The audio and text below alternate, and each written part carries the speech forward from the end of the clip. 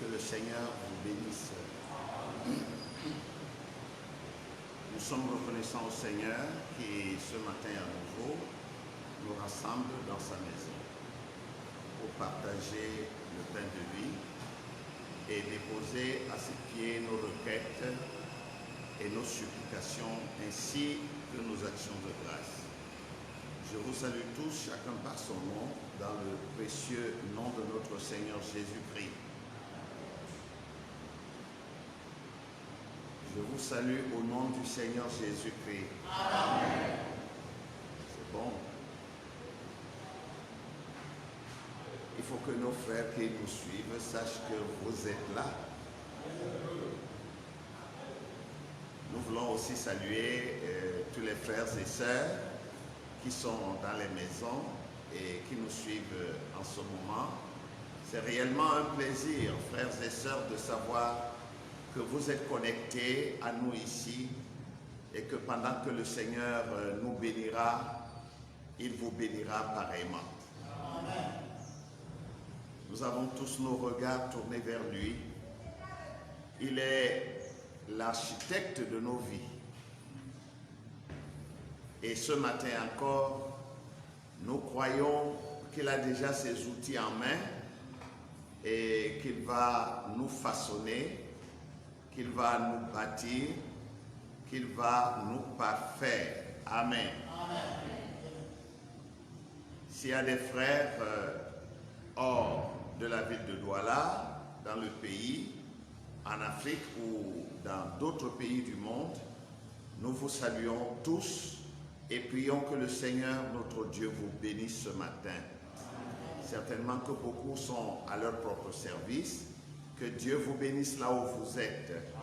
Et tous ceux qui écouteront ce sermon après, qu'ils soient aussi bénis. Amen. Amen. Nous voulons incliner notre tête pour commencer le service de ce matin. Nous voulons le confier entièrement entre les mains du Seigneur. Père de gloire, éternel notre Dieu, nous sommes ici ce matin, debout devant le grand drapeau du ciel, la parole bénie de l'heure, pour te dire, Seigneur, nous voici, afin que tu fasses descendre les onctions de Dieu sur nous, que tu nourrisses et édifies nos âmes, et que tu nous accordes la grâce, non seulement d'entendre, mais aussi d'agir sur la base de la parole. Nous prions que tu bénisses tous les saints de Dieu, partout où ils se trouvent ce matin, que tu combles les attentes des uns et des autres, que tu guérisses le malade, que tu affermisses celui qui faiblit, que tu encourages celui qui désespère, et que tu remplisses de ton Esprit Saint tous ceux qui ont le cœur ouvert et qui s'attendent à toi. Je m'abandonne entre tes mains. Seigneur, ces choses, je ne les ai pas apprises à l'école. Et mon intelligence n'est pas suffisamment mature pour pouvoir les maîtriser. Mais je m'abandonne entièrement entre tes mains, en te priant, ô Dieu, de venir toi-même, de m'écarter du chemin et de parler à ton peuple.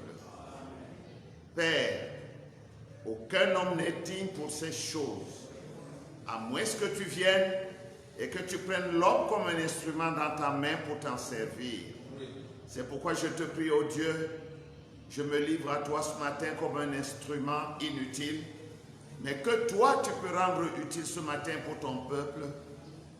Daigne, Seigneur, m'utiliser à ta guise. Dispose nos cœurs et notre entendement afin que nous puissions comprendre les Écritures et que notre cœur soit le réceptacle du Saint-Esprit. Nous te le demandons et nous croyons que tu nous exauces parce que tu as fait la promesse et tu la tiens toujours. C'est au nom du Seigneur Jésus-Christ que nous avons demandé toutes choses. Amen. Amen.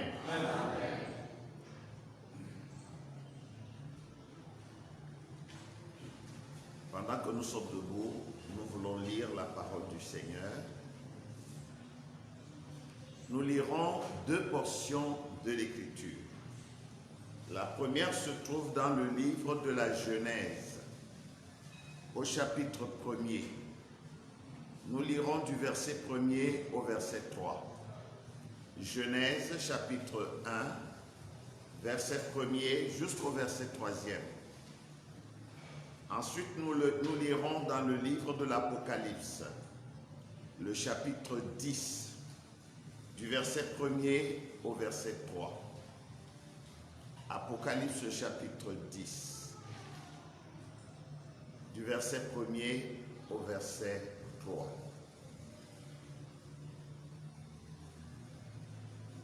Si vous y êtes, je lirai Genèse 1 à 3. Il est écrit: au commencement, Dieu créa les cieux et la terre. La terre était informe et vide. Il y avait des ténèbres à la surface de l'abîme. Et l'Esprit de Dieu se mouvait au-dessus des eaux. Et Dieu dit que la lumière soit, et la lumière fut. Apocalypse 10, 1 à 3. Je vis un autre ange puissant qui descendait du ciel, enveloppé d'une nuée. Au-dessus de sa tête était l'arc-en-ciel, et son visage était comme le soleil, et ses pieds comme des colonnes de feu. Il tenait dans sa main un petit livre ouvert. Il posa son pied droit sur la mer et son pied gauche sur la terre. Et il cria d'une voix forte, comme rugit un lion. Quand il cria, les 7 tonnerres firent entendre leur propre voix. Amen. Que le Seigneur bénisse la lecture de sa parole. Veuillez vous asseoir, bien-aimés. C'est réellement un privilège pour nous d'être dans la maison du Seigneur, pour le servir. Et nous croyons que lui-même descendra. C'est une façon de parler. Père Adam nous a dit que Dieu ne descend pas. C'est plutôt nous, par la foi, qui montons et qui allons à sa rencontre. Mais c'est une façon de dire qu'il fera descendre sa gloire au milieu de nous ce matin, afin que nous puissions nous retrouver au premier ciel. Parce que notre prophète nous a dit que lorsque l'Église, les saints de Dieu sont rassemblés, comme ce matin ici, et partout où les bien-aimés sont rassemblés, et que le Saint-Esprit descende, il dit, c'est le premier ciel. Donc ce matin, nous sommes heureux d'être au premier ciel. Et vous savez que les repas qu'on mange au ciel, dans les cieux, ne sont pas les repas qu'on mange sur la terre. Parce que le ciel est au-dessus de la terre. Et toutes les choses du ciel aussi sont au-dessus des choses de la terre. Amen.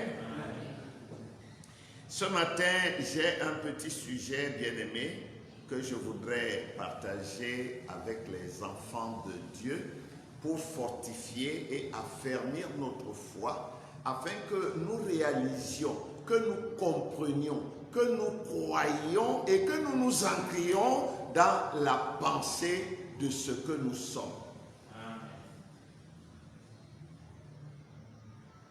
Et je voudrais parler ce matin sur le thème « Quand l'alpha devient l'oméga » ou le mystère de l'arc-en-ciel horizontal.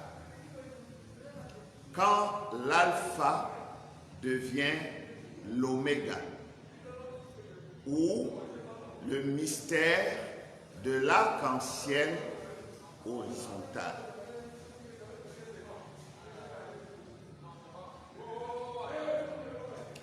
Qu'est-ce que l'arc-en-ciel?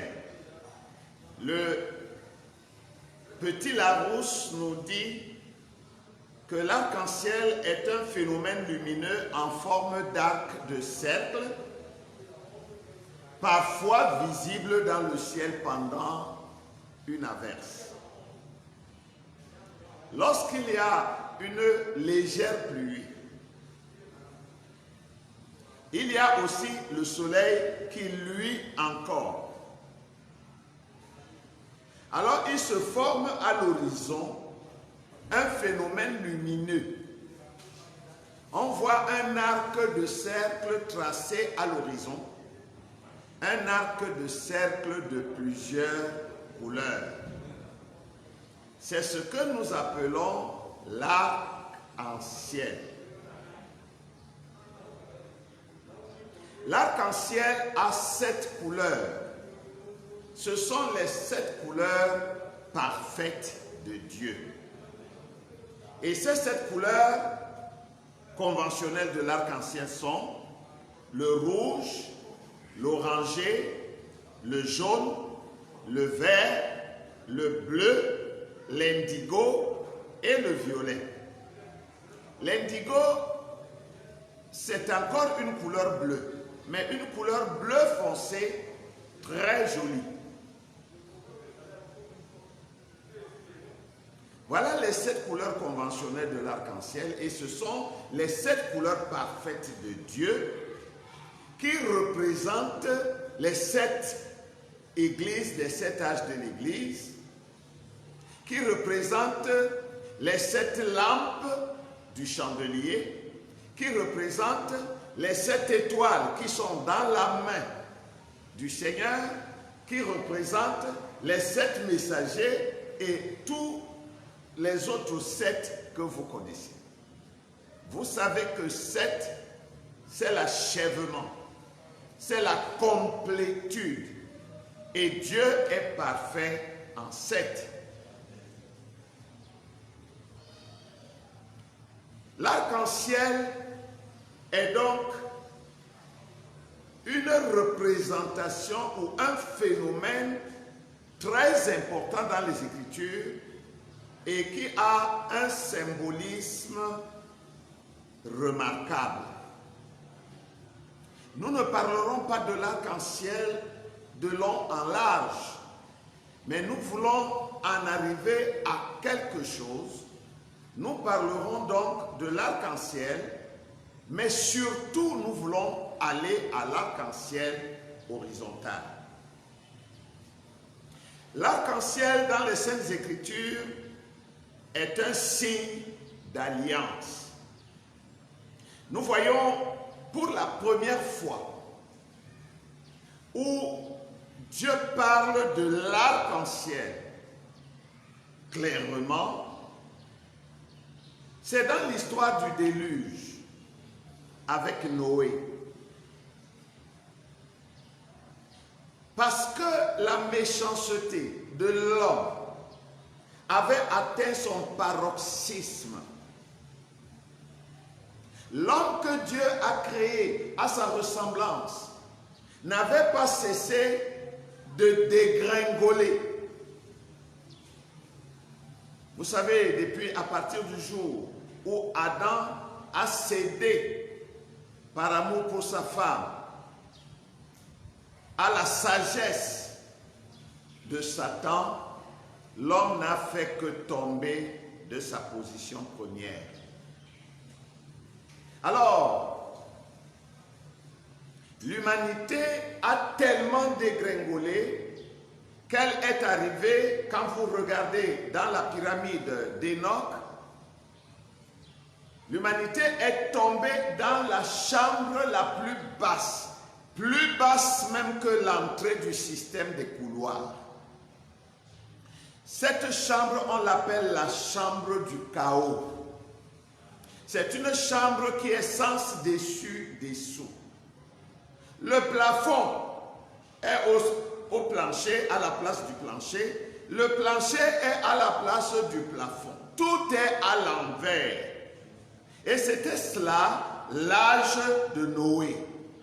La Bible dit que le péché des hommes était déjà tellement élevé qu'il faisait mal à l'estomac de Dieu. Et Dieu a eu envie de vomir. Et Dieu a vomi l'homme qu'il avait créé. C'est alors que Dieu dit à Noé de se fabriquer une arche selon les instructions que Dieu lui avait données. Sachez que lorsque Dieu vous demande de faire quelque chose, lorsque Dieu vous donne une mission, une commission, un travail, Dieu vous donne aussi le modèle à suivre. C'est pourquoi personne d'autre ne peut porter la vision d'un autre. On peut seulement aider à porter la vision, mais on ne peut pas s'emparer de la vision que Dieu a confiée à quelqu'un d'autre.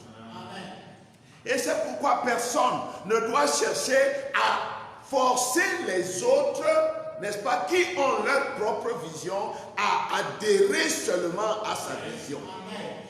Parce que quand Dieu appelait l'autre, tu n'étais pas là. Dieu lui a dit ce qu'il lui a dit. Même s'il est dans l'erreur, c'est ça que Dieu lui a donné. Judas ne pouvait pas devenir Pierre et Pierre ne pouvait pas devenir Judas. Chacun d'eux avait sa propre feuille de route. Et je veux que vous compreniez que Judas était un serviteur de Dieu.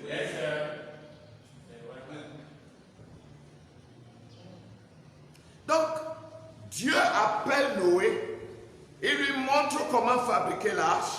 Noé se met au travail et il réalise cette arche-là selon le modèle de Dieu.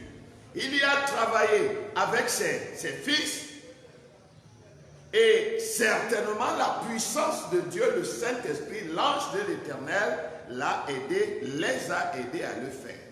Quand Dieu envoie un homme avec une vision, il lui donne aussi des aides de camp, des auxiliaires, des collaborateurs pour pouvoir porter cette commission. Quand Dieu a appelé Moïse, il lui a donné Aaron, Hur et Josué et Caleb. Quand Dieu a appelé Jean-Baptiste, il lui a donné les André et d'autres. Quand Dieu a envoyé Jésus, il lui a donné des apôtres. Quand Dieu a envoyé Paul, il lui a donné les Luc, les Philémon, les Timothée, les Tite. Dieu ne fait jamais porter une commission, une vision à un homme seul. Il lui confie la mission, mais il lui adjoint d'autres personnes qui peuvent saisir cette vision et avancer avec elle. C'est comme ça que Dieu a toujours fait. Alors Dieu a donné à Noé des aides. Il avait 3 fils et ses fils ont certainement travaillé avec lui dans la construction de l'arche. Amen. Alors, quand l'arche est finie, Dieu dit à Noé, entre dans l'arche. Noé est entré dans l'arche avec sa femme, avec ses 3 fils et leurs femmes, avec toutes sortes d'animaux et d'oiseaux, 2 à 2. Nous n'allons pas nous étendre là-dessus. Vous savez que cette arche avait 3 compartiments. Noé était tout en haut, au 3e compartiment, ou au premier si vous commencez par le haut. Les oiseaux étaient au 2e. Et les bêtes étaient au fond. Et la pluie a commencé. Vous savez qu'ils ont mis 7 jours. Ils attendaient. Mais quand la pluie a commencé, elle ne s'est plus arrêtée jusqu'à ce que le monde entier soit inondé. C'est ainsi que Dieu a tué. Il y a des gens qui demandent, vous voulez nous dire que c'est vous, c'est quelques petites personnes, ce petit nombre que Dieu va sauver et tous les autres hommes, il va faire quoi d'eux? Non, il va faire quoi d'eux? Il sait ce qu'il va faire d'eux. Il va les détruire. Ou vous êtes sauvés, ou vous êtes perdus, il n'y a pas un juste milieu.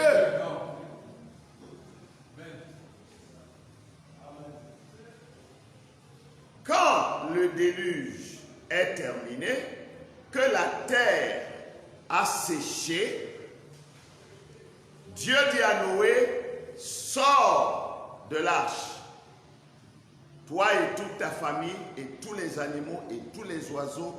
Alors Noé a libéré tout le monde. Dieu parle encore à Noé.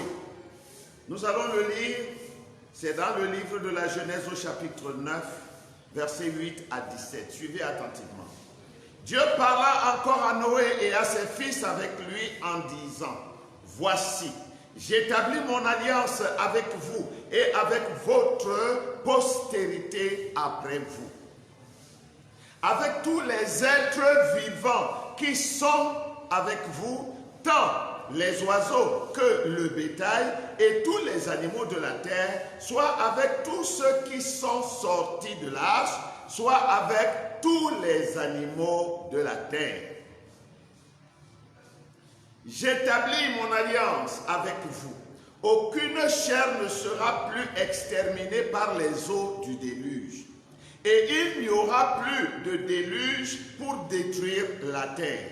Même si l'eau monte aujourd'hui jusqu'au nuage, Dieu va s'arranger pour que la terre soit au-dessus des nuages. Parce qu'il a juré.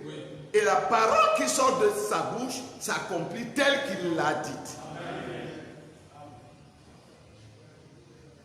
Et Dieu dit, verset 12, c'est ici le signe de l'alliance que j'établis entre moi et vous, et tous les êtres vivants qui sont avec vous pour les générations à toujours. J'ai placé mon arc dans la nue, et il servira de signe d'alliance entre moi et la terre. Quand j'aurai rassemblé les nuages au-dessus de la terre, l'arc paraîtra dans la nue. Et je me souviendrai de mon alliance entre moi et vous, et tous les êtres vivants de toute chair, et les eaux ne deviendront plus un déluge pour détruire toute chair. Ça ne veut pas dire que les eaux ne détruiront plus personne. Mais toute chair, tout le monde en même temps, jamais. L'arc sera dans la nue. Et je le regarderai pour me souvenir de l'alliance perpétuelle entre Dieu et tous les êtres vivants de toute chair qui est sur la terre. Et Dieu dit à Noé, tel est le signe de l'alliance que j'établis entre moi et toute chair qui est sur la terre. Amen. Donc ici, après le déluge, dans Genèse chapitre 9, Dieu parle à Noé et lui dit, je m'en vais faire une alliance. J'établis une alliance entre moi et la terre tout entière. Que ce soit les êtres humains, que ce soit les animaux, que ce soit le bétail, que ce soit les oiseaux. J'établis une alliance avec toute chair sur la terre. Je ne détruirai plus jamais toute chair par les eaux du déluge. Et pour que vous sachiez et que vous vous souveniez et que moi-même aussi je me souvienne de cette alliance que j'établis aujourd'hui, je vais mettre dans la nuit un arc. Et quand j'amoncellerai les eaux au-dessus de la terre, la pluie pourra tomber un peu, elle pourra même tomber beaucoup, mais il n'y aura plus jamais de déluge parce que je me souviendrai de mon alliance. Amen. L'arc-en-ciel est donc le signe de l'alliance que Dieu a faite avec toute la terre.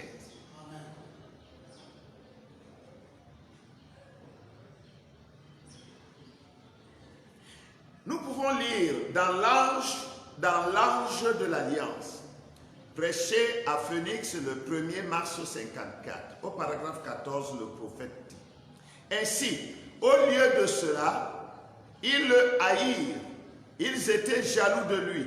Un très beau type d'aujourd'hui. L'Église spirituelle haïe par le demi-frère sans raison aucune, alors qu'il devrait apprécier que nous ayons un grand réveil. Chacun devrait aimer Dieu pour ça, mais au lieu de ça, sans cause, ... Et vous remarquerez qu'il lui donna un manteau de plusieurs couleurs. Eh bien, il n'y a que 7 couleurs parfaites. Et ces couleurs parfaites sont les 7 couleurs de l'arc-en-ciel. Et peut-être l'arc-en-ciel était-il un type de Christ. Et après la résurrection, Jean l'a vu assis, étant regardé comme la pierre de jaspe et de sardoine. Ce qui est Benjamin et Ruben. Bon, il a inversé. Ce qui est Benjamin et Ruben, le premier et le dernier, celui qui était, qui est et qui vient, la racine et le bourgeon de David, l'étoile du matin, la rose de Saron, le lys de la vallée, l'alpha et l'oméga. Il se tient là avec un arc-en-ciel au-dessus de sa tête, une alliance. Un arc-en-ciel signifie une alliance. Vous êtes avec moi? Amen. Dieu a donné le signe de l'arc-en-ciel à Noé comme une alliance. Et il a fait une alliance avec Jésus-Christ pour le monde, afin que quiconque croit en lui ne soit pas perdu, mais qu'il ait la vie éternelle. Alors Dieu a établi une alliance et il a donné pour signe de l'alliance l'arc-en-ciel dans la nuit. Cette alliance-là, ce n'était pas réellement l'alliance originelle de Dieu. C'était une alliance provisoire. La Bible l'appelle perpétuelle. Perpétuelle, nous allons y arriver dans un instant, c'est quelque chose qui n'est pas éternel. Perpétuel, c'est quelque chose qui dure pour toujours, mais qui aura quand même une fin. Or, Dieu a une alliance parfaite, qui est l'alliance originelle de Dieu. Nous allons voir cette alliance dans Genèse chapitre 1er. Nous l'avons lu tout à l'heure.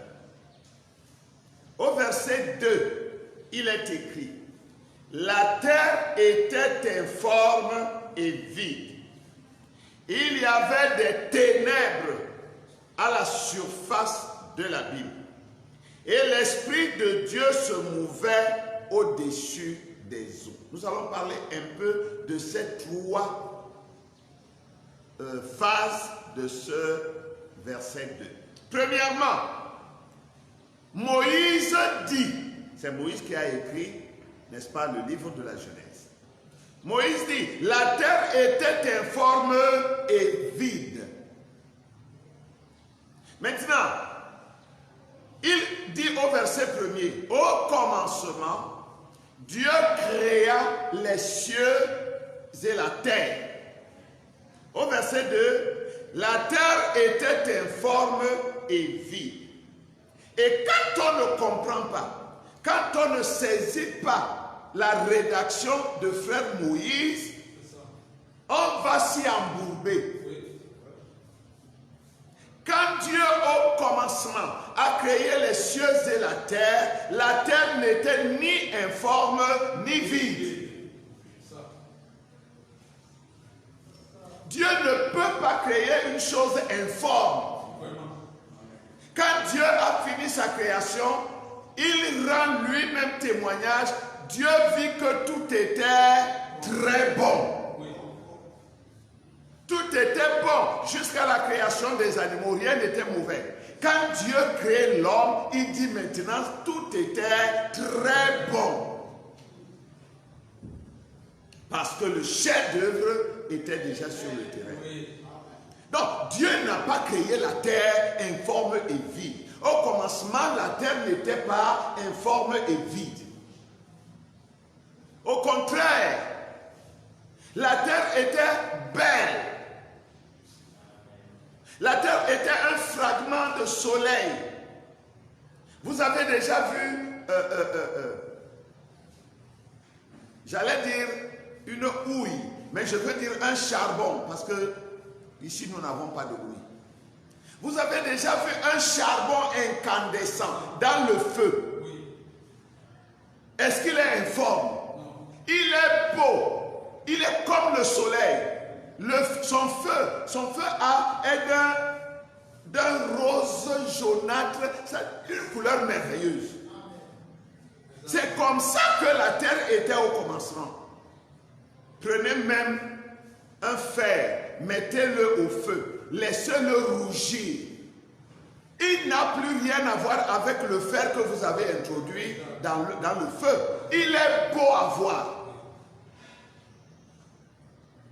Mais qu'est-ce qui a fait que la terre devienne informe et vide? C'est que en fait, quand Dieu a créé son univers, vous savez, nous avons dit l'une de ces fois qu'il y a 3 phases dans la création de Dieu. La première phase, c'était la création de l'ordre des fils, le logos. La deuxième phase, c'était la création de l'ordre des serviteurs, les êtres angéliques. La troisième phase, c'était la création du cosmos, l'univers. Maintenant, Dieu a tout créé. Mais il y a eu un serviteur de Dieu, Lucifer, qui voulait prendre la place de Dieu. Oui. Alors Dieu l'a précipité. Et quand Dieu l'a précipité, il est tombé sur la terre, il a occupé les airs et la terre et les eaux. Ces démons sont partout. Dans l'air, dans l'eau, sur la terre, même dans la terre. Partout où vous allez trouver les démons là-bas. Alors, comme il avait déjà rempli tout l'espace, il a pollué tout ce qu'il touchait.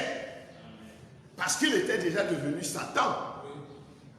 Donc lui-même et ses démons ont pollué tout l'univers. La terre, les étoiles, les autres planètes, etc. Il a tout pollué. Maintenant, Dieu va créer l'homme après. La terre était déjà souillée, polluée par Satan. Quand Dieu crée l'homme sur la terre, l'homme est encore un homme esprit. Il ne peut pas être atteint par la pollution. Mais Dieu le prit et le plaça dans la motte de terre. Alors il est devenu un humain. Un humain dont le corps a été fabriqué avec la terre, déjà souillée, déjà polluée. Dieu l'a fait exprès. Il a enfermé l'homme ainsi dans la désobéissance. Cette terre-là, c'était la désobéissance, c'était le péché. Parce que Satan est arrivé en Éden avant Adam. C'est avec cette terre souillée que Dieu a fabriqué le corps de l'homme. Et il a appelé Adam, terre rouge. Après, il va sortir de lui une femme. Donc, Satan a donc tout pollué. Et nous voyons que le péché a donc rempli la terre. Et comme nous disions tout à l'heure, la dégringolade a commencé.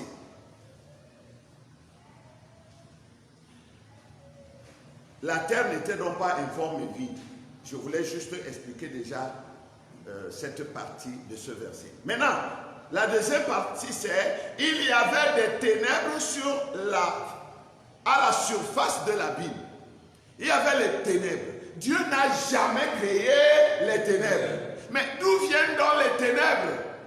La Bible nous dit, et Dieu dit, que la lumière soit, et la lumière fut. Et Dieu vit que la lumière était bonne.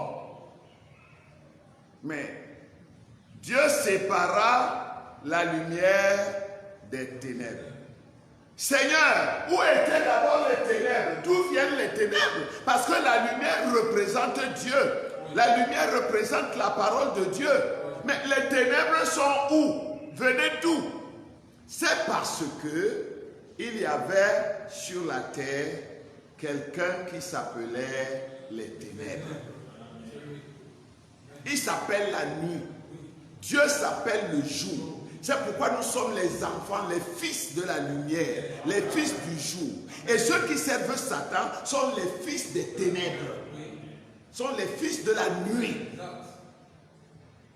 Or, les ténèbres sont les œuvres de la nuit, comme la lumière est les œuvres du jour.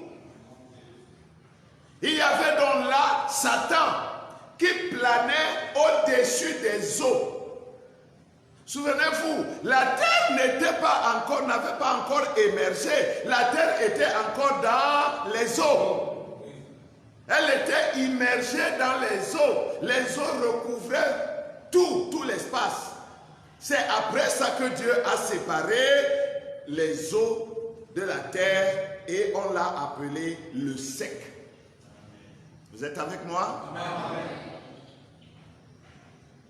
Donc la terre de Dieu, qui était le chef-d'œuvre de Dieu dans l'univers, et qui allait être la demeure de son fils l'homme, était dans les eaux. Oh, comme les fils de Dieu, quand ils viennent dans le monde, ils sont dans le monde, mais ils ne sont pas du monde.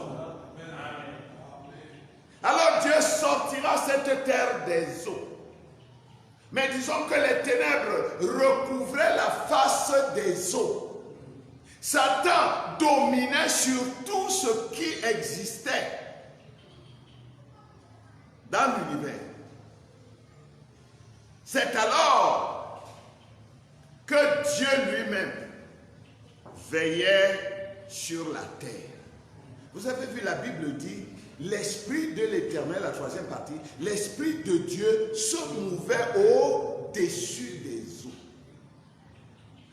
Les ténèbres étaient à la surface, cherchant à descendre et à détruire la terre qui était à l'intérieur. Mais l'Esprit de Dieu barrait le chemin. Elle était au-dessus des eaux. De sorte que les ténèbres ne pouvaient pas atteindre la terre. Satan ne peut pas atteindre un enfant de Dieu, même s'il est encore dans le monde. Dieu va le sortir de là. Dieu va le tirer des eaux. Dieu va le tirer du monde. Alléluia. C'est pourquoi nous croyons que les élus ne peuvent pas être perdus.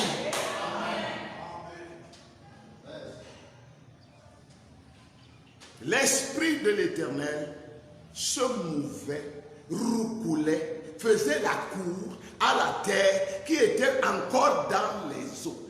Quand tu étais encore dans le monde, je ne sais pas ce que tu faisais. Tu étais un soulard, un voleur, un bandit, une prostituée, je ne sais pas. Peu importe ce que tu étais. Mais l'Esprit de Dieu qui t'a connu avant la fondation du monde te couvait. L'Esprit était au-dessus du monde, te couvant, te faisant la cour, pour que tu lèves les yeux et que tu le vois, que tu l'acceptes et qu'il te sauve. Oh, gloire! Je sais où j'étais, mes frères. Je sais d'où il m'a tiré. Je sais de quel rocher il m'a taillé. Que son nom soit béni. Oui, monsieur. Oh. Donc, la première alliance de Dieu avec la terre, c'était le Saint-Esprit. Et nous allons voir ça après. Le Saint-Esprit était la première alliance de Dieu.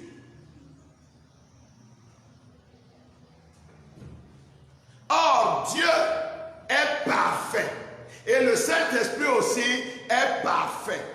La seule figure géométrique qui représente à perfection Dieu, c'est le cercle.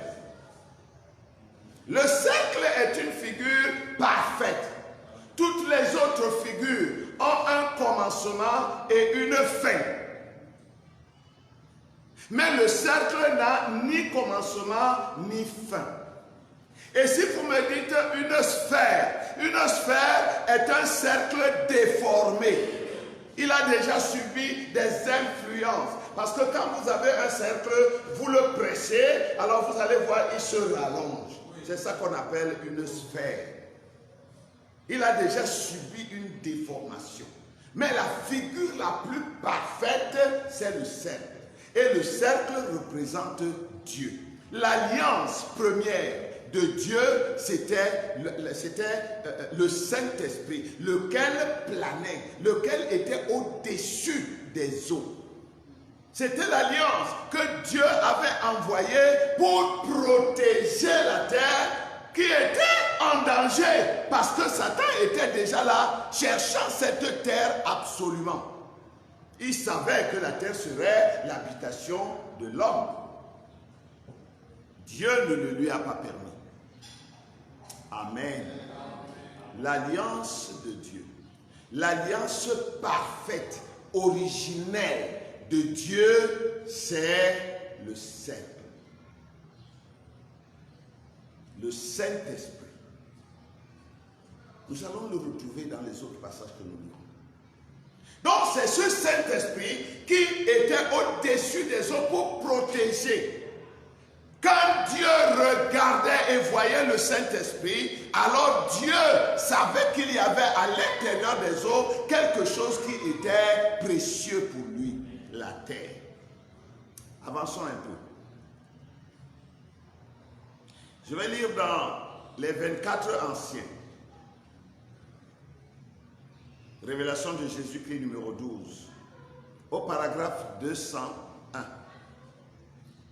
Il n'y avait personne de plus grand que Dieu. C'est pourquoi il a fait serment par lui-même. Amen. Il jura par lui-même qu'il confirmerait cette alliance. Voilà l'alliance originelle. Il dit qu'il va la confirmer. Il jura ainsi qu'il préserverait la semence d'Abraham. Vous savez, la véritable alliance de Dieu, c'est avec les fils d'Abraham. Les autres qui sont les fils de l'ennemi, ça n'a rien à voir chez Dieu.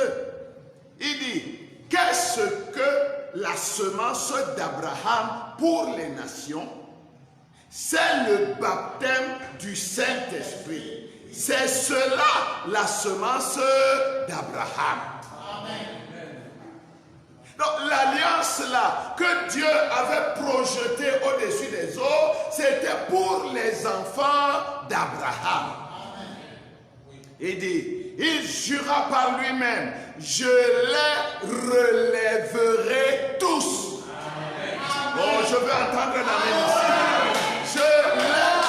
Dieu a juré par lui-même. Dieu a juré, il dit, je jure par moi-même. Je les relèverai tous. Pas un seul ne sera détruit. Peu importe combien les ténèbres recouvrent la terre, peu importe combien l'obscurité pèse sur les nations, les fils et les filles de Dieu sont en sécurité. Il y a une alliance. Il y a une alliance pour eux qui veut que Dieu les relève. Frère Branham dit, alors, pourquoi se creuser la tête à ce sujet? Amen. Pourquoi te creuser la tête? Si tu as cru en Jésus-Christ, la postérité d'Abraham, tu es fils d'Abraham. Et les fils d'Abraham sont scellés par le baptême du Saint-Esprit. Dieu a juré par lui-même. Même s'ils sont dans la boue, il va les relever.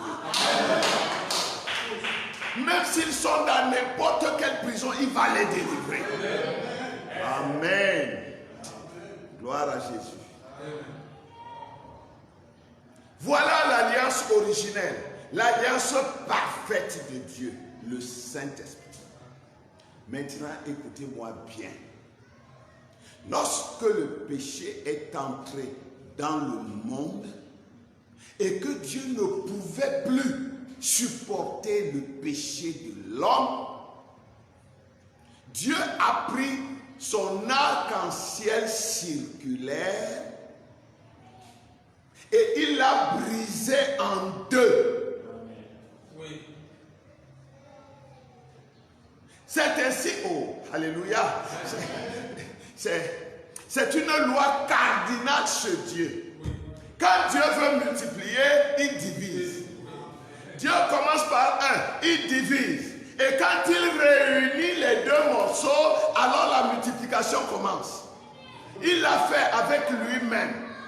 Le grand esprit éternel Elohim. Il était seul avec lui-même. Il n'y avait personne d'autre à côté de lui. Il était tout suffisant. Mais à un moment donné, selon son plan prédestiné, Dieu s'est brisé lui-même. Dieu s'est déchiré lui-même. Et il a sorti une portion de lui-même. Et il a appelé cette portion de lui-même le Fils de Dieu, le Logos. Amen. D'un seul Dieu unique, Dieu a sorti son Fils. Maintenant, il y avait le Père et le Fils. Le même Dieu, mais divisé en deux. Alors ensuite, Dieu vient. Il se kénoce dans le Fils. Il entre complètement dans le Fils. Le Fils était en lui. Il a extrait le Fils et lui, il est entré dans le Fils. Est-ce que vous me suivez bien? Et à nouveau, ils sont redevenus un.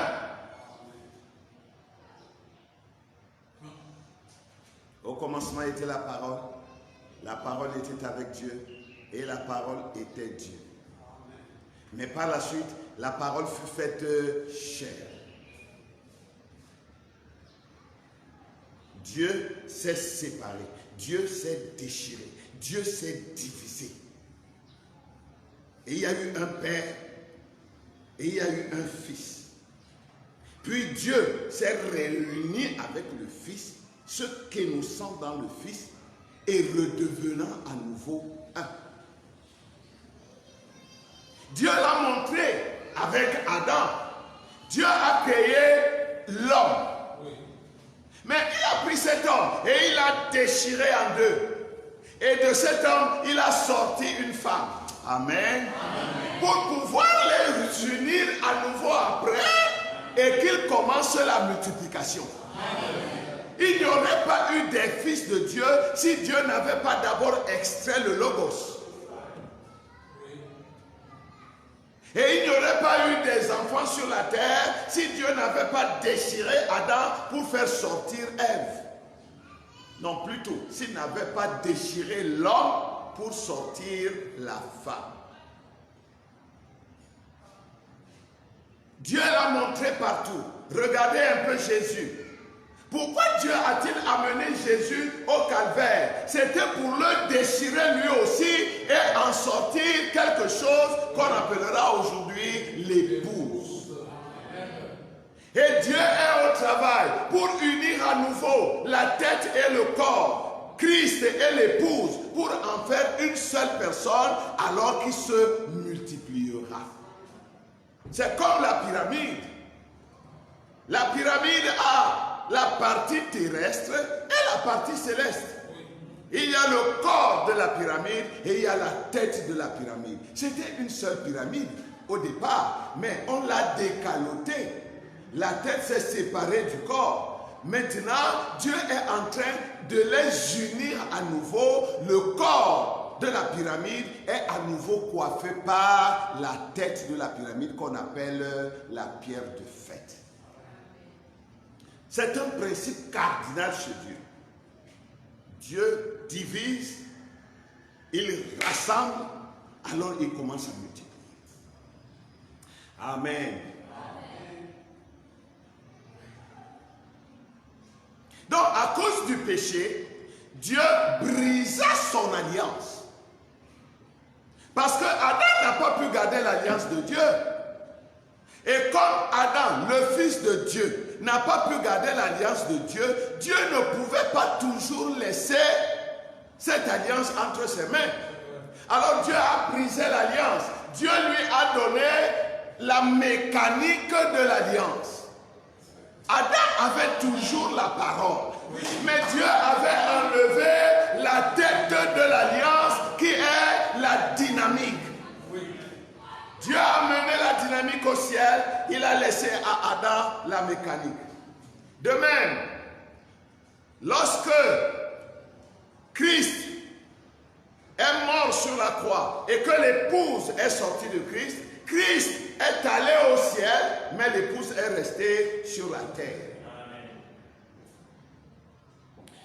Frère Branham dit dans les 24 anciens, paragraphe 183, que se prépare-t-il à faire? Rappelez-vous qu'il a fait cette alliance avec la terre.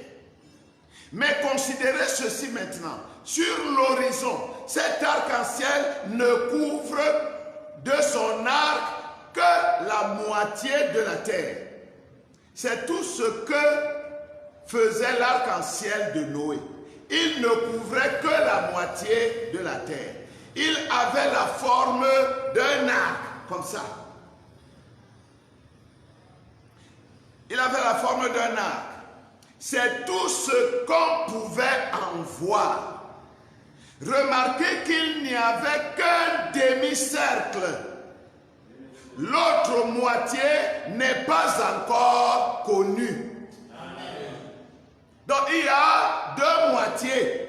Quand Dieu a brisé son alliance, il a jeté une moitié sur la terre. Frère Branham va nous dire que cette moitié représente les 7 âges de l'Église par lesquels Dieu sauvera le monde. Mais l'autre moitié a été prise au ciel. C'est la tête de l'alliance, c'est la dynamique de l'alliance, c'est la vie de l'alliance que Dieu a prise au ciel auprès de lui-même. C'était Christ la tête. Frère Branham dit dans le même message au paragraphe 194, il dit certainement que cela représente quelque chose. L'autre moitié qui n'est pas encore révélée, qui n'est pas encore connue, nous sommes ici, n'est-ce pas, en 1961. Vous savez qu'en 1961, le parfait n'était pas encore venu. Et Frère Branham dit que l'autre moitié n'est pas encore connue. La moitié qui est connue, c'est les 7 âges de l'Église. Mais l'autre moitié n'est pas encore connue. Maintenant, Frère Branham dit que cela représente certainement quelque chose. Donc, Dieu a une alliance originelle parfaite. Et nous avons vu que cette alliance originelle parfaite, c'est le Saint-Esprit. Et nous avons dit que cette alliance était circulaire. Parce que maintenant, nous venons de lire le prophète qui dit il y a une moitié qui couvre une moitié du globe terrestre. Mais il y a l'autre moitié qu'on ne voit pas et qu'on ne connaît pas. Maintenant, si vous dessinez un cercle, coupez-le en deux au milieu, horizontalement, vous allez voir qu'il y a une moitié sur la terre. Cette moitié qui représente les 7 âges de l'Église, c'est le chandelier. Le chandelier, pourquoi? Parce que la terre est dans l'obscurité, dans les ténèbres, dans le péché.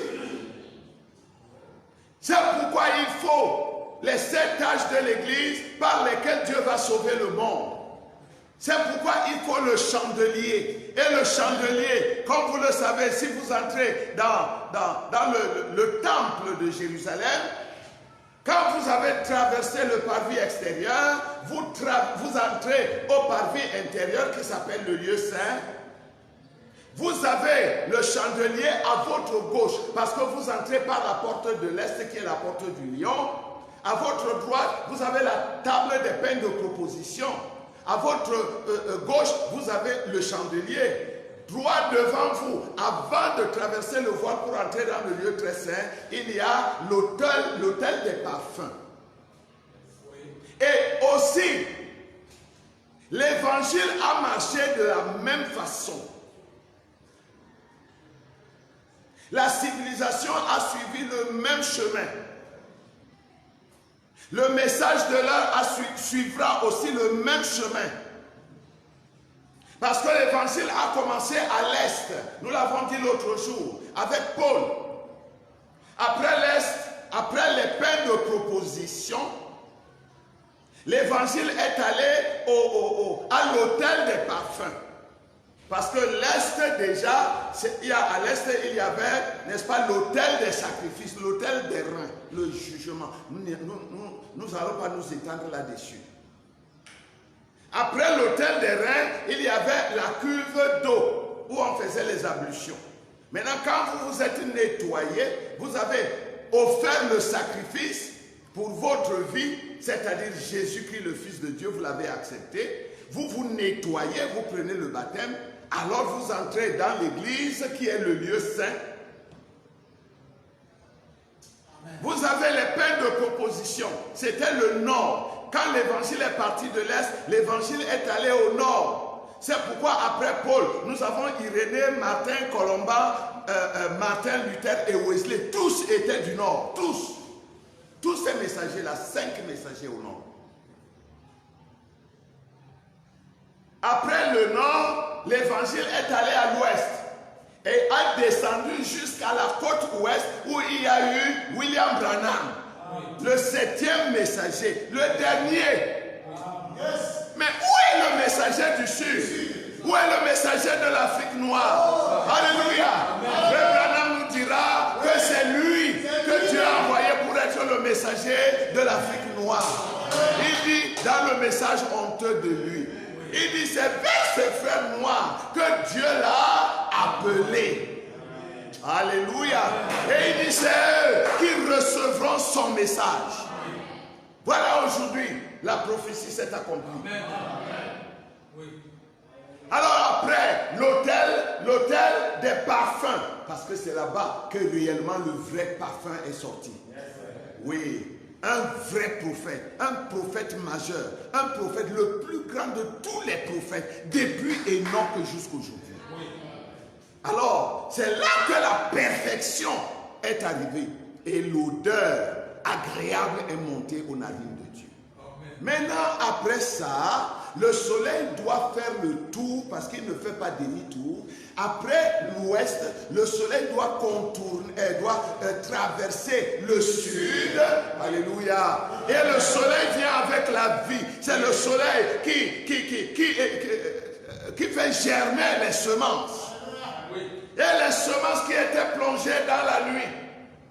Dans la nuit noire de l'Afrique noire. Par le soleil de justice, du message de l'heure, ces semences ont germé. Et aujourd'hui, les fruits, on les voit dans le monde entier. Amen. Alors après, le sud, le soleil est en train de rentrer à l'est. Et c'est ce que Frère Branham a dit. Il a dit que le soleil en son temps était à la côte ouest. Et s'il allait plus loin, il n'a pas dit s'il faisait demi-tour, non. S'il allait plus loin, il ne pouvait traverser qu'en Afrique. Et il rentrerait à l'est.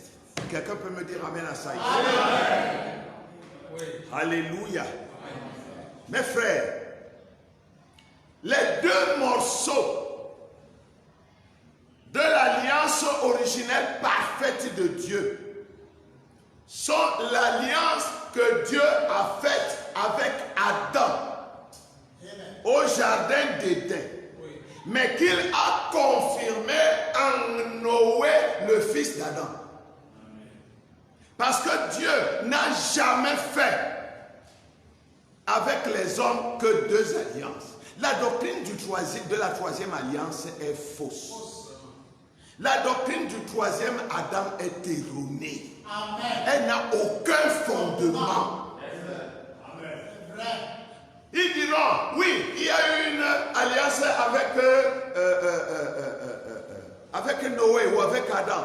Et puis il y a une autre alliance avec Jésus. Et alors maintenant, on est sous quelle alliance? C'est que vous n'avez pas compris. Je vais vous donner un dessin. Prenez une orange ou une pomme. tranchez-la en deux au milieu horizontalement. Quand vous donnez un morceau à Frère Doumbé, il sera en train de manger la peau. Amen. Et vous donnez l'autre morceau à Frère Franck, il sera en train de manger la peau. Lui, il a sa part de pomme. Frère Franck a sa part de pomme. Mais si tous les deux ne mangent pas de leur part de pomme et me ramènent chacun sa pomme, je prends les deux parties, je les mets ensemble. Est-ce que ça fait une troisième pomme? Non. Ça fait la pomme. C'est ça l'alliance. Dieu a une seule alliance. Amen. Mais c'est cette alliance qu'il a divisée afin qu'une partie puisse couvrir l'Ancien Testament et l'autre partie le Nouveau Testament. Amen. Mais l'heure vient et elle est déjà venue où Dieu prendra les deux morceaux, les deux alliances perpétuelles et il va les mettre ensemble et vous allez voir qu'il n'y aura pas une troisième alliance, mais il y aura l'alliance.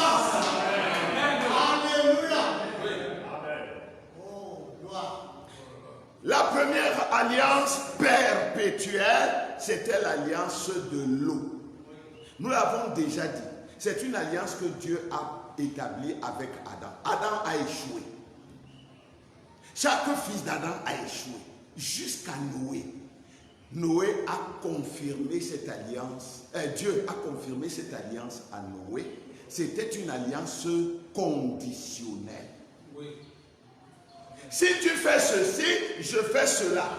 Mais si tu ne fais pas ceci, moi je ne fais pas cela. C'était l'alliance de la justice. Oui. Si tu es juste avec moi, je suis juste avec toi. Si tu n'es pas juste avec moi, je ne suis pas juste avec toi. Si tu fais le bien, je te fais du bien. Si tu fais le mal, je te fais du mal. Tout dépend de comment tu vas agir. L'alliance conditionnelle. Lisons un peu le prophète ici. Je vais lire dans le signe.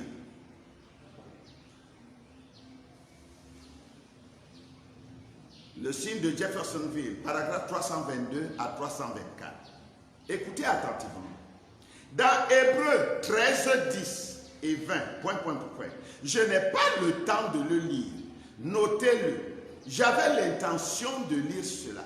On l'appelle l'alliance perpétuelle. La Bible en français, non, là c'est note de l'éditeur.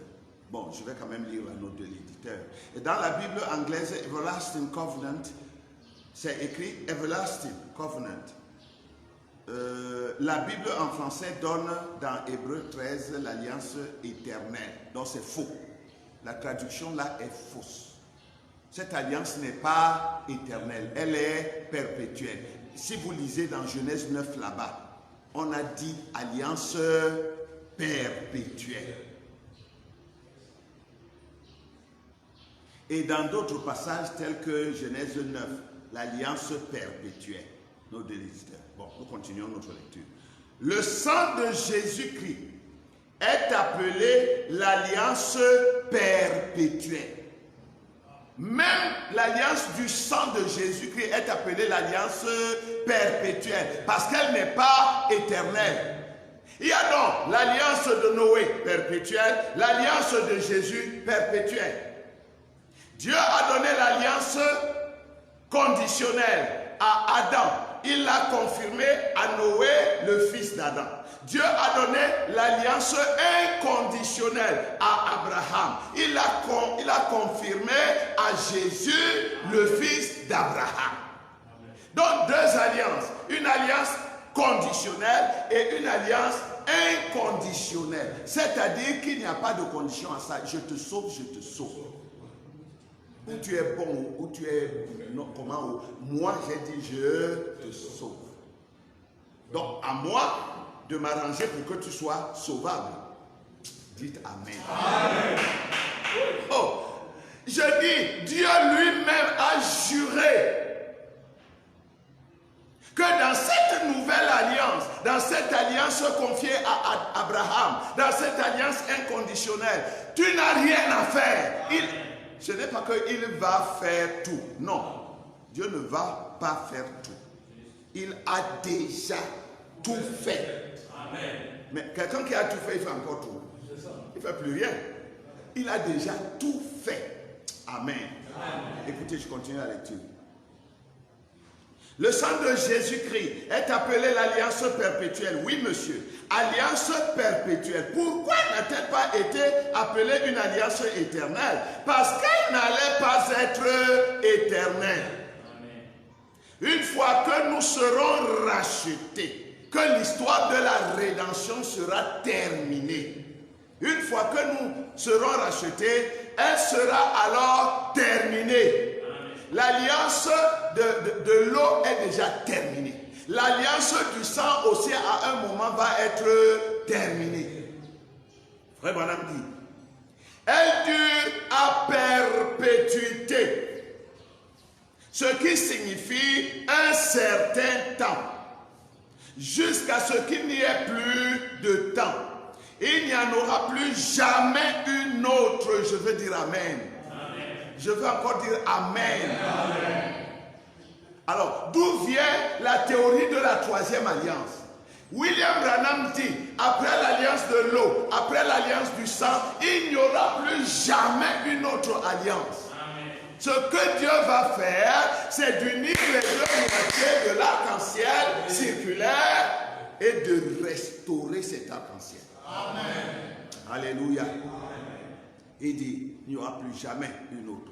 Quand il n'y aura plus de temps, nous n'aurons plus besoin d'alliance. Mais jusqu'à ce que le temps arrive à sa fin, nous avons besoin de l'alliance. Amen. Oui, monsieur. Donc, il y a eu l'alliance de l'eau de Noé. Et ensuite, il y a eu l'alliance du sang de Jésus. Deux alliances perpétuelles. L'alliance de Noé, c'était pour réconcilier le pécheur avec son Créateur. L'alliance de Jésus, c'était pour sanctifier ce pécheur qui s'est réconcilié afin qu'il soit acceptable aux yeux de Dieu. Vous pouvez lire Genèse chapitre 9, verset 16 et Genèse 17, verset 7. Dans les 24 anciens, au paragraphe 181, bon, nous avons lu tout à l'heure le 182.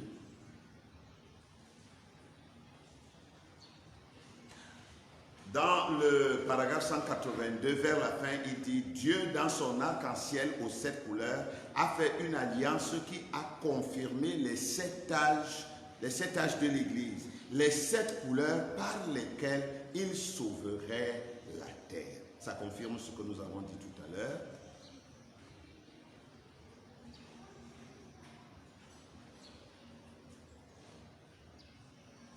Nous allons faire un pas en avant.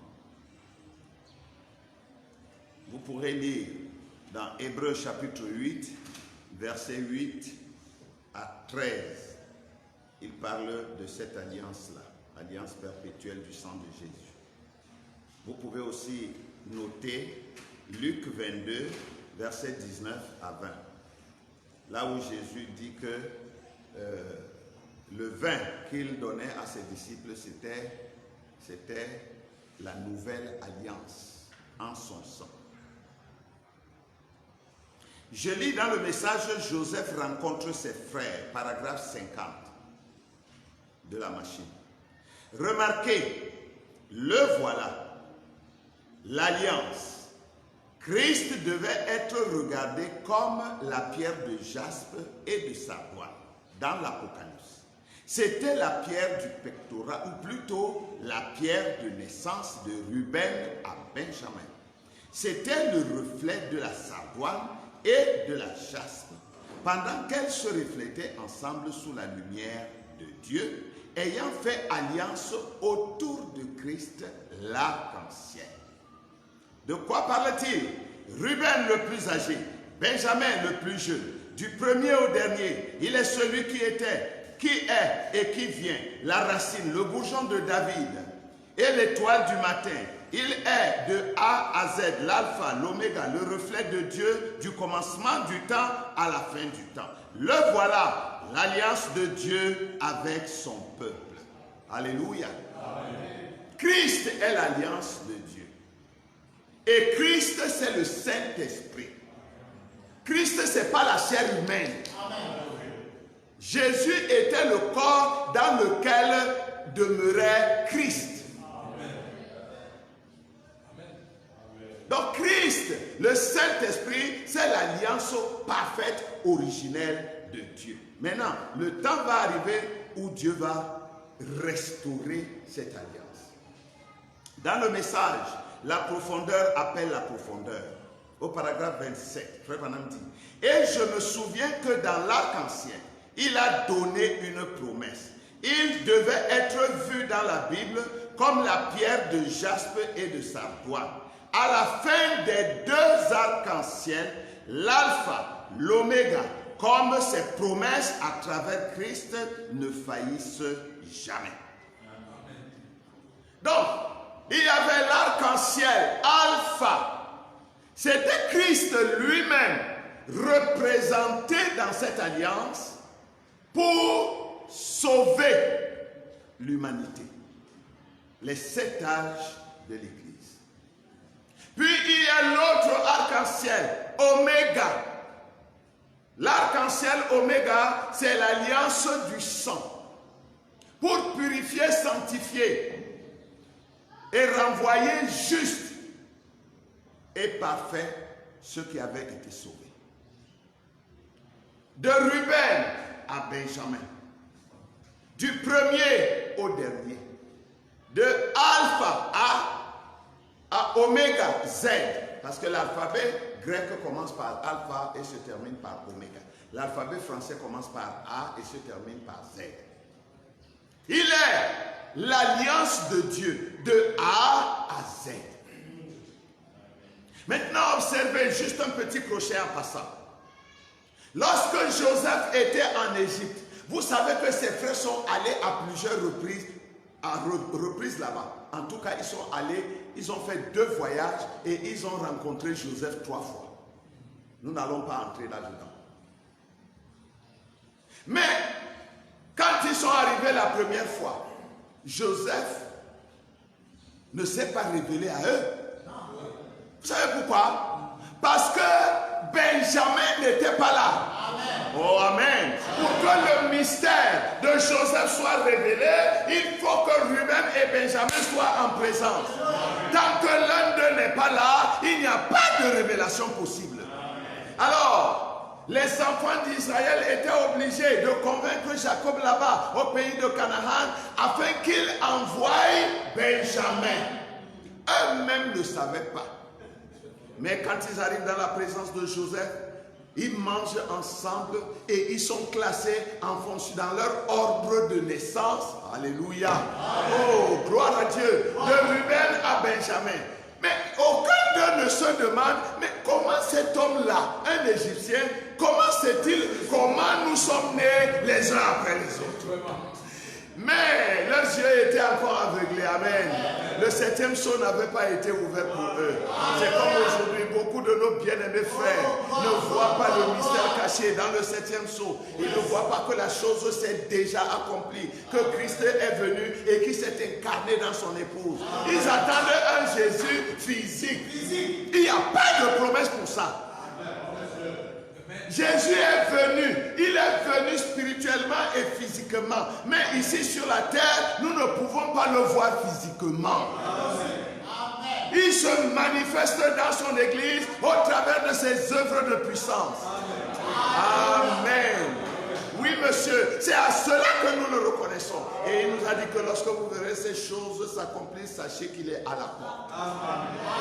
Quand on est à la porte, ça veut dire qu'on est venu. On attend seulement que la porte s'ouvre pour qu'on puisse rencontrer les gens.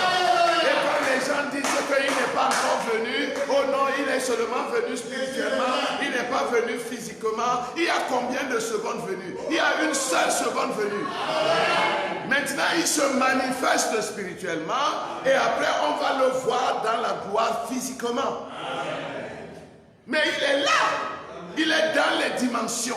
Le corps physique de Jésus est venu, mais il est dans les dimensions. Et Frère Branham nous dit, ce qui nous empêche de voir derrière le rideau, c'est ce corps de chair.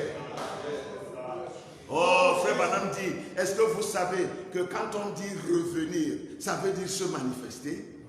Est-ce qu'il ne se manifeste pas? Ça veut dire qu'il est revenu. Amen. Oui, mes amis.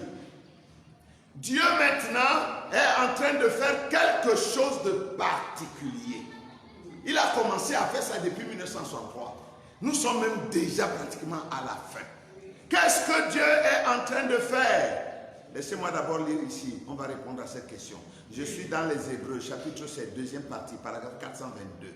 Frère Branham dit, écoutez attentivement maintenant. Comme nous terminons, et au calvaire, Dieu est descendu et a pris le corps de son propre fils dans lequel il avait vécu. Et la lance l'a pénétré et l'a déchiré. Et son sang a giclé. Et il a dit, Père, je remets mon esprit entre tes mains. Il a baissé la tête et la terre a tremblé. Et les éclairs ont jailli. Et les tonnerres ont grondé. Dieu était en train d'écrire son alliance perpétuelle. Amen. La deuxième. C'est de cette alliance que l'épouse est sortie. Que l'épouse est née, a commencé à évoluer, à grandir. Maintenant, cette épouse est déjà une belle jeune femme vierge. Oh, Amen. Lorsqu'un fiancé voit sa fiancée dans ses beautés, dans ses allures, et tout son cœur, c'est de la voir à lui.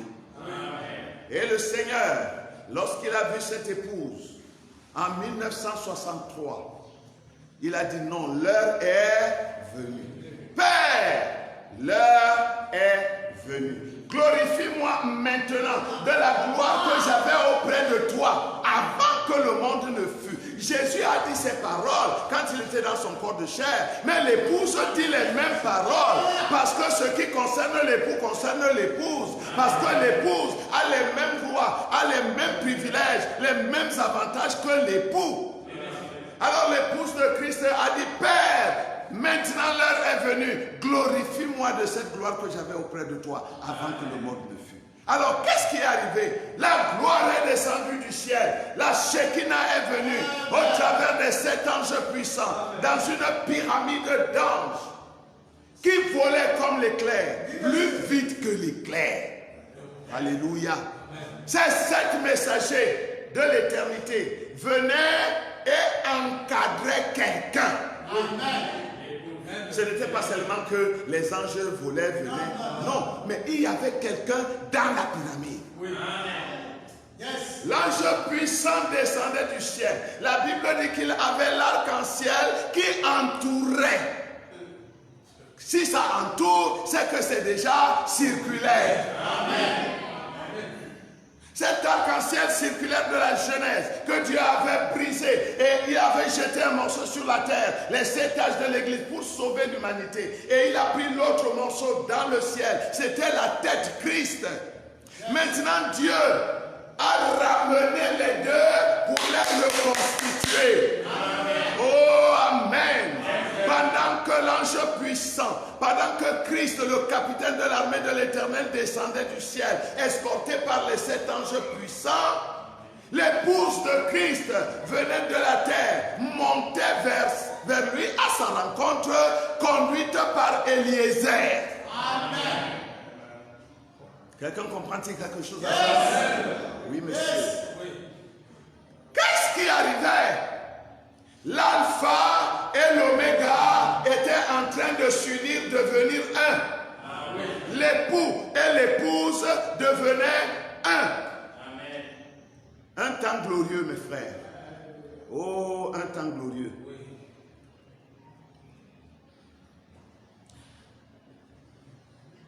début, la Bible nous a dit dans la Genèse que l'Esprit de l'Éternel, et nous avons vu que cet esprit-là est symbolisé par un arc-en-ciel circulaire.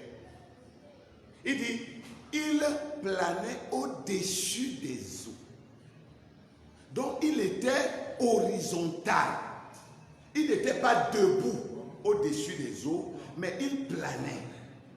Amen. Amen. Il était horizontal.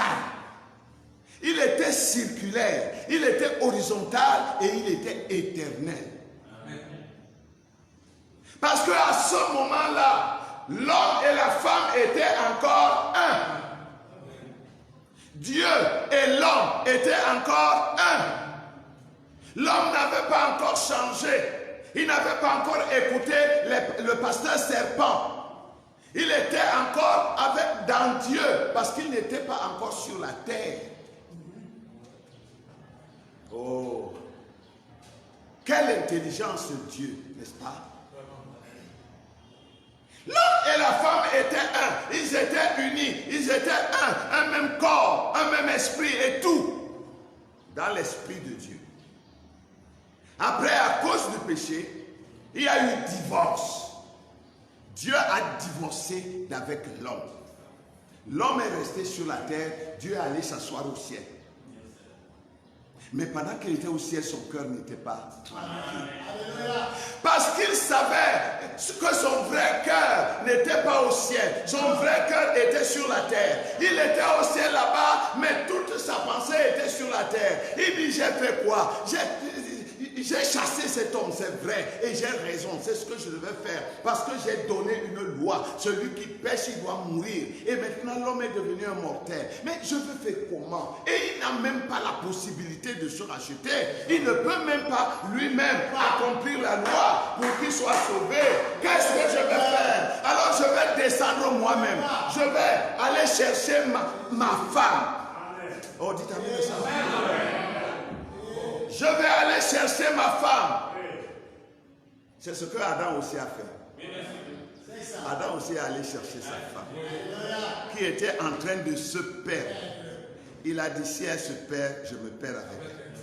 Mais comme je sais que je ne peux pas être perdu, Adam était un prophète. Adam savait que Dieu ne le perdrait jamais. Dieu pouvait se séparer de lui pour un temps. Mais Dieu trouverait le chemin de le ramener à Éden. Adam le savait. Alors il a dit à Ève, ne pleure pas. Aujourd'hui nous sortons. Mais rassure-toi, nous allons revenir. Papa, je le connais. Il ne va pas nous laisser pour toujours. Il va venir nous chercher. Il va nous ramener ici même. Nous habiterons encore ce lieu-ci. Ne t'inquiète pas, calme-toi. Papa a raison. S'il est fâché, il a raison. Mais c'est un père. Il ne garde pas la colère à toujours. Alléluia. Oh, j'aime ça, frère. C'est ça qui m'a sauvé. Sinon, où serais-je aujourd'hui? Sa grâce est souvenue qu'il y avait une particule de lui enfouie quelque part dans la boue du monde. Et lui-même est descendu. Il n'a pas envoyé Michael, il n'a pas envoyé Gabriel, il n'a pas envoyé Wormwood, il n'a pas envoyé Raphaël, il n'a pas envoyé tous ces grands anges. Il est descendu lui-même. Il a payé le prix de mon rachat. Et il m'a ramené à lui. Alléluia. Oui, monsieur. Alors Dieu, pendant que la tête descendait, Frère Branham, nous avons lu tout à l'heure, dans les 24 anciens, il dit que quand Jean l'a vu, après que l'œuvre de la rédemption avait été terminée, Jean l'a vu assis et il était environné de l'arc-en-ciel. Donc l'arc-en-ciel avait déjà été reconstitué. Dieu avait déjà rétabli les choses dans le royaume. Maintenant, il était question de concrétiser, de manifester cela dans le visible, de prendre cette épouse et de la ramener à la maison. Mais pour la ramener, il faut d'abord la célébrer. Oh mon Dieu, un homme qui est, disons, en France ou en Europe ou n'importe où, Sa femme est ici au Cameroun. Qu'est-ce qu'il fait? Il vient chercher sa femme. Ils font l'acte de mariage ici. Et quand ils font l'acte de mariage, il prend sa femme pour l'emporter. C'est pourquoi Christ est descendu dans les sphères terrestres. Branham a été pris en haut, au Sunset Mountain, le 8 mars 1963. Parce que l'époux est descendu le 28 février 1963, escorté par les 7 anges puissants. Il est allé l'attendre. Il l'a attendu pendant 7 jours. Vous savez que c'est l'homme qui entre le premier. Il s'assoit, il attend la femme. Quand la femme vient, il se lève et il va l'accueillir. Alléluia. C'est Christ qui nous a montré ces choses comme ça. Amen. Et Branham était la représentation, le type de l'épouse.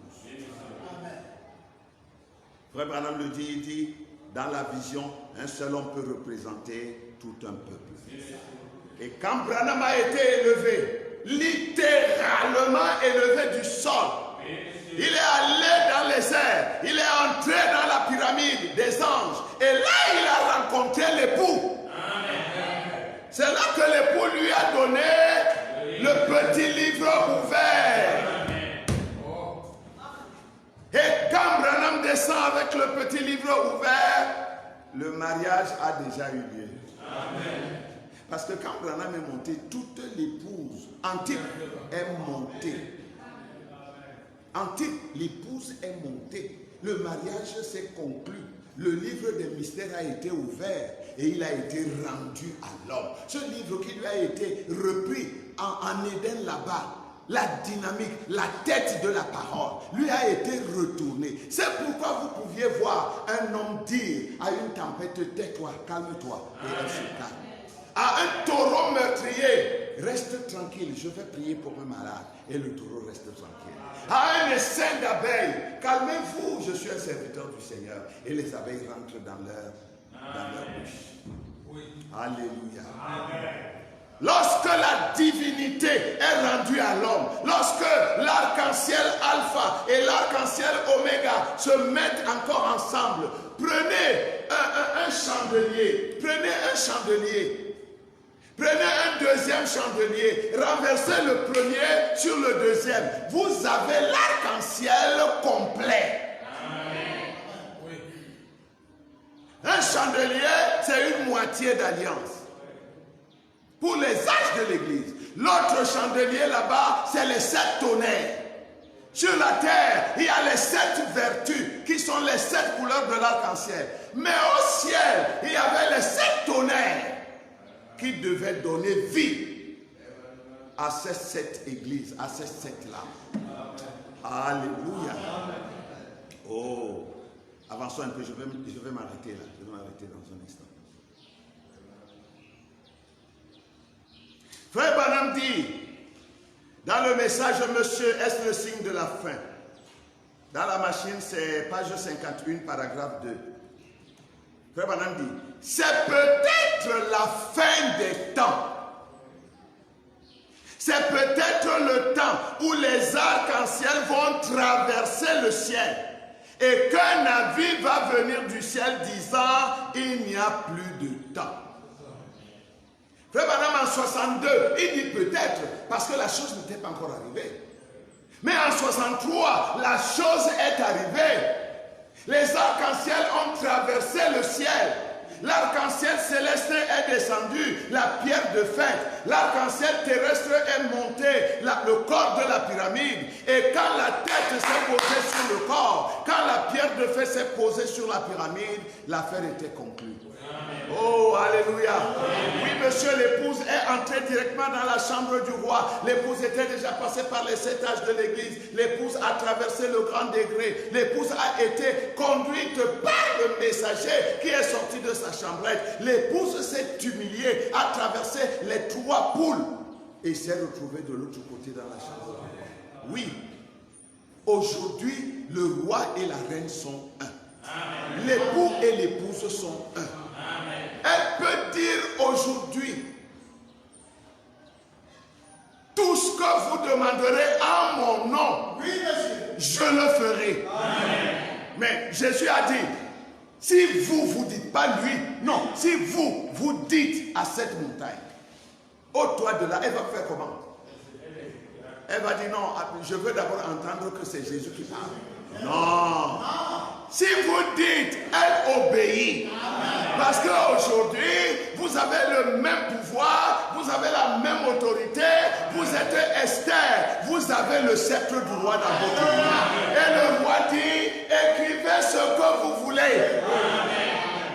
Et c'est ce qui va marcher.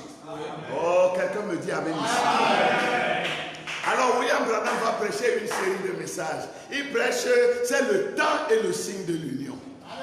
L'union de l'homme et de la femme. L'homme parfait et la femme parfaite. Frère Branham dit, l'union invisible de l'épouse de Christ. Amen. Ça ne se voit pas, mais c'est réel, c'est là. Frère Branham va parler de la demeure future de l'épouse céleste et de l'épouse terrestre. Amen. Pour indiquer à l'épouse dans quelle demeure elle va entrer maintenant qu'elle est mariée. Frère Branham va prêcher l'enlèvement pour lui dire que le temps est déjà proche. Tu vas bientôt partir. Frère Branham va prêcher, la semence n'héritera pas avec la balle. Et tous les autres messages, tous les derniers messages de Frère Branham, là où il dit par exemple les choses qui sont à venir, Frère Branham explique que toutes ces choses, c'est comme si, je parle comme un homme, c'est comme si Frère Branham savait que c'était la fin du chemin. Alléluia. Quand l'alpha et l'oméga deviennent un, l'alpha devient l'oméga et l'oméga devient l'alpha. C'est le mystère de l'arc-en-ciel horizontal. L'homme et la femme, vous savez, depuis que le péché est entré sur la terre, Dieu est au ciel, l'homme est sur la terre. Quand l'homme veut quelque chose, c'est comme dans certains ménages, les couples anciens. L'homme est au palais là-bas, une grande maison. Bon, la femme est dans une petite maison quelque part là. L'homme est sur la colline là-bas, la femme est au pied de la colline. Quand la femme veut quelque chose, elle sort et elle crie Massa, I want this, I want that. Je veux ceci, je veux cela. Lui, il est en haut perché, la femme est en bas. Mais maintenant, c'est fini. Amen. Oh, quelqu'un dit amen à ça. Amen. Christ au ciel, l'épouse sur la terre. Oh Seigneur, notre Dieu. Ce n'est pas surprenant que les gens priaient comme si ils étaient les héros, n'est-ce pas, du roi, pour crier à toute la République avec des haut-parleurs qui a une réunion. Seigneur, notre Dieu, Seigneur. Oh. Est-ce que c'est ton mari vraiment? Tu es sûr? Tu parles à ton mari à l'oreille. Hein? Et quand tu dis même, parfois même c'est les yeux qui parlent. Vous comprenez à demi-mot. Vous comprenez au moindre geste. C'est ça. Alors lorsque ce moment est venu, Christ a introduit sa femme dans son sein. Vous savez, l'autre jour, je parlais de la chambre du roi, de la chambre de la reine. Quand c'était la Pentecôte, c'était la chambre de la reine. C'est le roi qui est venu vers la reine. Mais là maintenant, c'est la reine qui va vers le roi. Et la reine est entrée dans les appartements privés du roi, comme Esther. Et elle a été agréée. Parce que lorsque Dieu a taillé le chef d'œuvre de tête, il a vu que c'était parfait. Il a mis de côté et il a commencé à travailler le chef d'œuvre de corps. Maintenant, le chef d'œuvre de corps aussi est terminé et Dieu trouve qu'il est parfait. Alors, qu'est-ce qu'il y a lieu de faire? On prend la tête, on pose sur le corps. C'est ça que nous avons appelé le sphinx. Le lion et la vierge sont unis. Alléluia. Amen.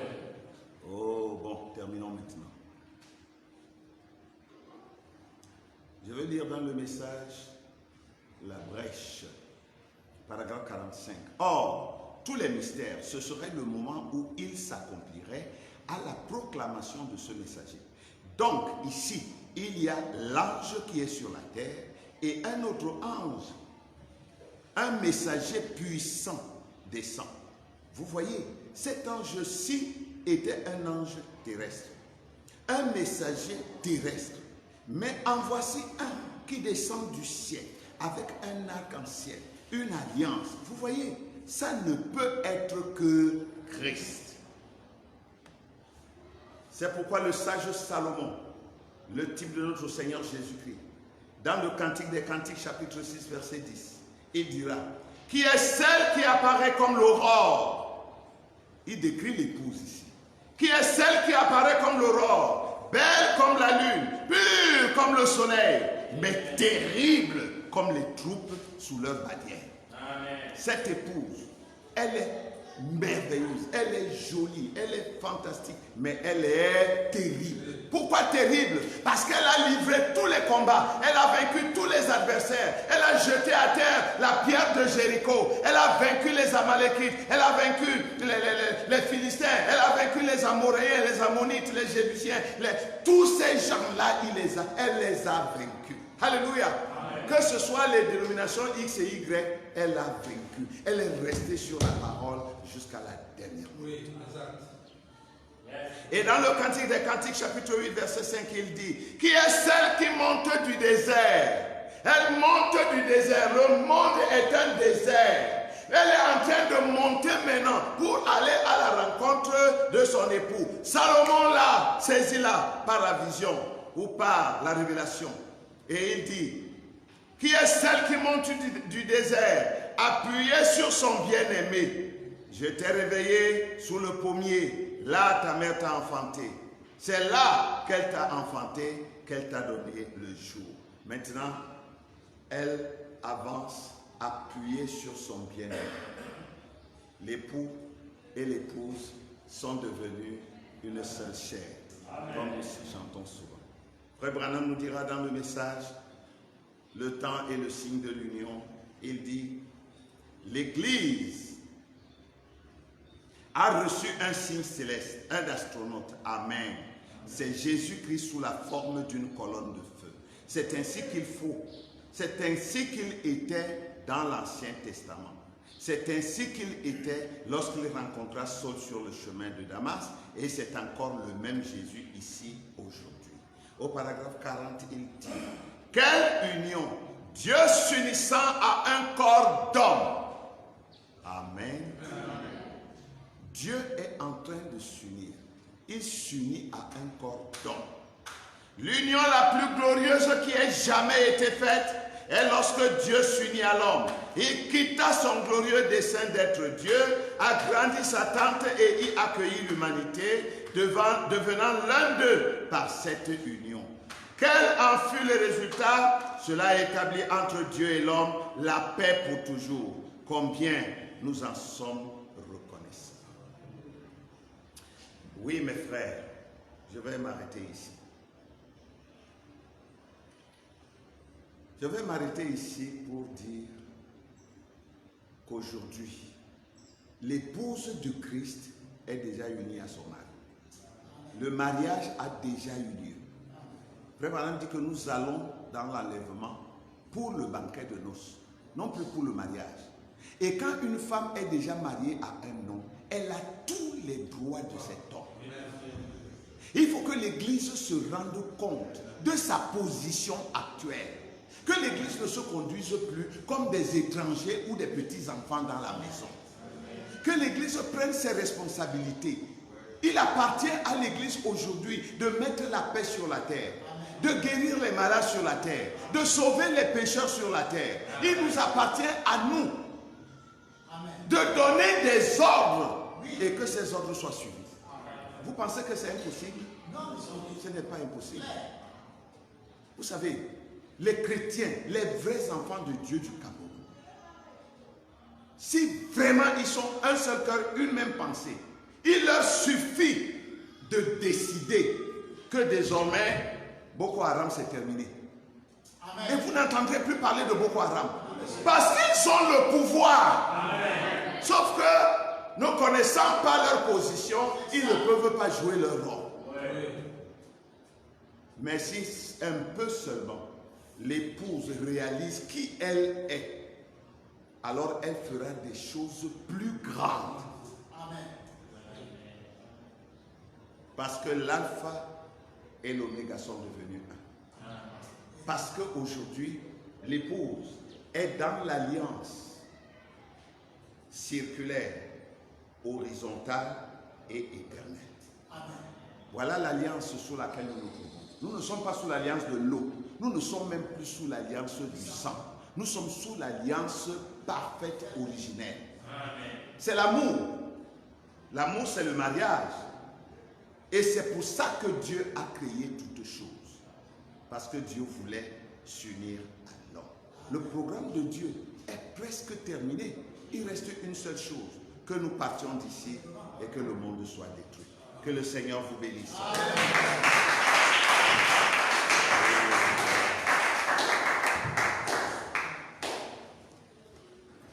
Nous voulons nous lever pour un mot de prière.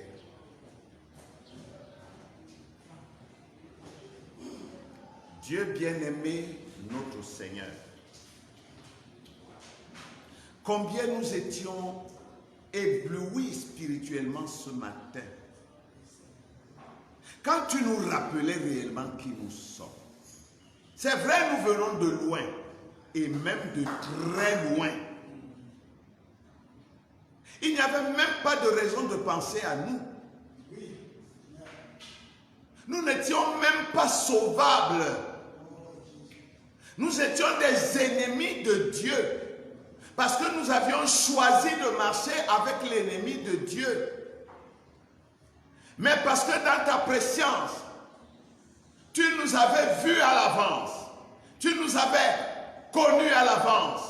Et tu nous avais établis à l'avance pour être tes fils et tes filles d'adoption par Jésus-Christ. Tu ne pouvais pas échouer. Parce que Dieu n'échoue jamais.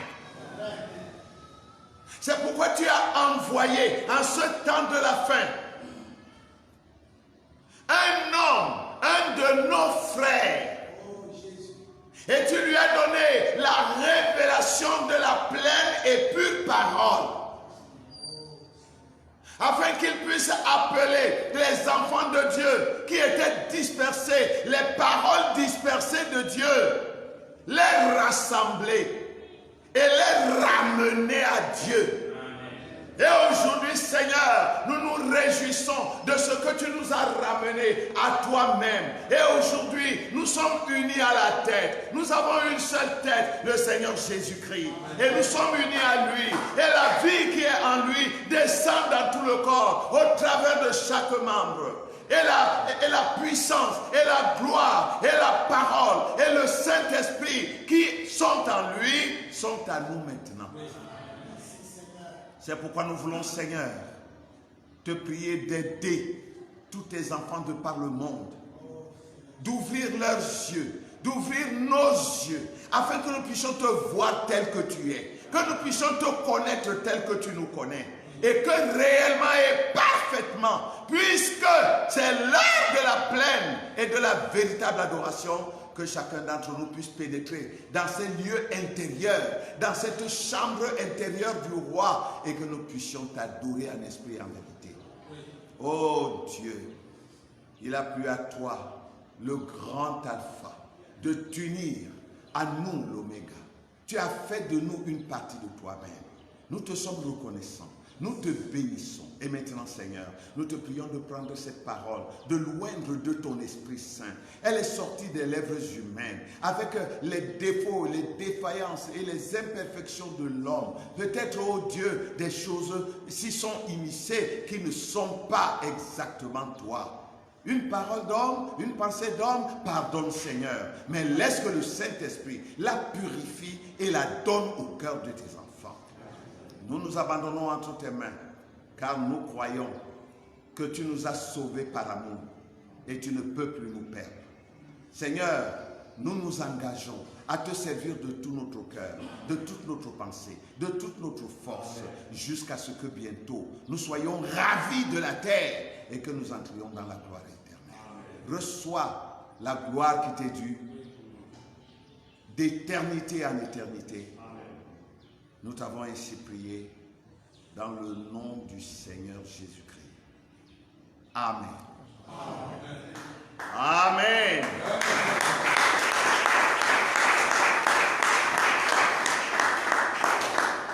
Nous vous remercions tous, que Dieu vous bénisse. Que Dieu bénisse tous nos frères et sœurs qui nous ont suivis. Les mardis, les jeudis, nous commencerons comme d'habitude à 18h30. Si vous êtes libre, accrochez-vous.